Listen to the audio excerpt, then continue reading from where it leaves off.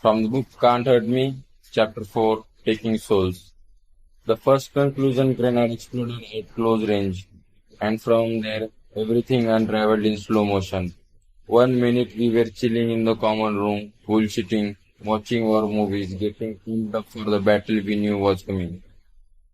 Then that first explosion led to another, and suddenly Psycho Pete was in our faces, screaming at the top of his lungs, his cheeks flushed candy apple red, that vein in his right temple throbbing. When he screamed, his eyes bugged out, and his whole body shook. Break the fuck out! Move, move, move! My body crew sprinted for the door single file, just like we would plan. Outside, Navy SEALs were firing their M60s into the darkness towards some invisible enemy. It was a bad dream.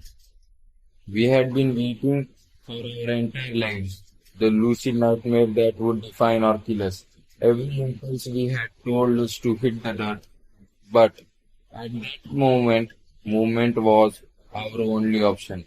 The repeat deep gas thud of machine gun fire penetrated our guts. The orange halo from another explosion in the near distance provided a shock of violent beauty, and our hearts, hammered, were gathered on the grinder, awaiting orders. This was war, all right. But it wouldn't be fought on some foreign shore. This one, like most battles we fight in life, would be won or lost in our own minds. Psycho Pete stomped the pocket asphalt, his brown slick with sweat, the muzzle of his rifle streaming in the foggy night. Welcome to the Hellwig, gentlemen, he said, calmly this time. In that sing-song, galley surfer roll of his, he looked us up and down like a predator eyeing his kill. It will be my pleasure to watch you suffer. Oh, and there would be suffering. Psycho set the tempo, called out the push-ups, sit-ups, and flutter kicks, the jumping lunges, and the bombers. In between, he and his fellow instructors hosed us down with freezing water, cleaning the whole damn time. There were countless reps and set after set with no end in sight. My classmates were gathered close, each of us on our own, stenciled frog footprints, overlooked by a statue of our patron saint, the frogman, a scaly alien creature from the deep with webbed feet and hands, sharp claws, and a motherfucking six-pack. To his left was the infamous brass bell. Ever since that morning when I came home from cockroach duty and got sucked into the Navy SEAL show, it was this place that I had sought. The grinder, a slab of asphalt dripping with history and misery. Basic underwater demolition, SEAL, buds, training is 6 months long and divided into 3 phases. First phase is all about physical training or PT. Second phase is drive training, where we learn how to navigate underwater and deploy stealthy, closed circuit diving systems that emit no bubbles and recycle our carbon dioxide into breathable air. Third phase is land warfare training. But when most people picture BUD/S, they think of first phase, because those are the weeks that tenderize new recruits until the class is literally ground down from about 120 guys to the hard, gleaming spine that are the 25 to 40 guys who are more worthy of the credit. The emblem that tells the world we are not to be fucked with.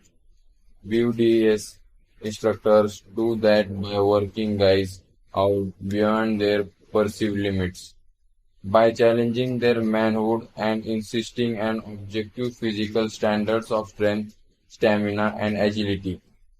Standards that are tested In those first 3 weeks of training, we had to, among other things, climb a vertical 10-meter rope, hammer a half-mile long obstacle course studded with American Ninja Warrior type challenges in under 10 minutes, and run 4 miles on the sand in under 32 minutes. But if you ask me, all that was child's play. It couldn't even compare to the crucible of first phase. Hell Week is something entirely different. It's medieval and it comes at you fast, detonating in just the third week of training when the throbbing ache in our muscles and joints was ratcheted up high and we lived day and night with a edgy, hyperventilating feeling of our breath getting out from our physical rhythm. Of our lungs inflating and deflating like canvas bags squeezed tight in a demon's fist for 130 hours straight. That's a test that goes way beyond the physical and reveals your heart and character. More than anything, it reveals your mindset, which is exactly what it is designed to do. All of this happened at the Navy Special Warfare Command Center on a prissy ass Coronado Island, a Southern Californian tourist trap that tucks into Slender Point Loma and shelters the San Diego Marina from the open Pacific Ocean. But even Cali's golden sun couldn't pretty up the grinder, and thank God for that. I liked it ugly. That slab of agony was everything I had ever wanted. Not because I loved to suffer, but because I needed to know whether or not I had what it took to belong. Thing is, most people don't. By the time Hell Week started, at least 40 guys had already quit, and when they did, they were forced to walk over the bell, ring it 3 times, and place their helmet on the concrete. The ringing of the bell was first brought in during the Vietnam era because so many guys were quitting during evolutions and just walking off to the barracks. The bell was a way to keep track of guys, but since then it's become a ritual that a man has to perform to own the fact that he is quitting. To the quitter, the bell is a closure. To me, every clang sounded like a progress.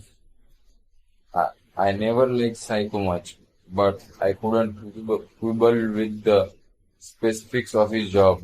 He and his fellow instructors were the cull were to cull the herd. Plus, he wasn't going after the runs. He was in my face plenty, and guys bigger than me too. Even the smaller dudes were studs. I was one man in the fleet of alpha specimens from back east and down south, the blue collar and big money surf beaches of California, a few from your own country like me, and plenty from the Texas rangeland. Every BUDS class has their share of hard-ass background Texans. No state puts more seals in the pipeline. Must be something in the barbecue, but Psycho didn't play favorites. No matter where we were from or who we were, he lingered like a shadow we couldn't shake, laughing, screaming, or quietly taunting to our face, attempting to burrow into the brain of any man he tried to break.